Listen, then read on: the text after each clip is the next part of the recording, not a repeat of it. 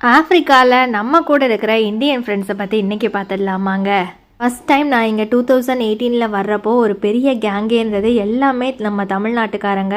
நம்மளோட ஒரு ஃபெஸ்டிவலுக்கும் get together arrange பண்ணி பாட்டு, டான்ஸு, சாப்பாடுன்னு ஒரே என்ஜாய்மெண்ட்டாக இருக்குங்க. அப்போல்லாம் இதெல்லாம் யோசிக்கும் போது அதெல்லாம் ஒரு கோல்டன் மெமரிஸ், அவ்வளோதாங்க. இப்போ எல்லாருமே வேறு இடத்துல தனித்தனியாக இருக்காங்க.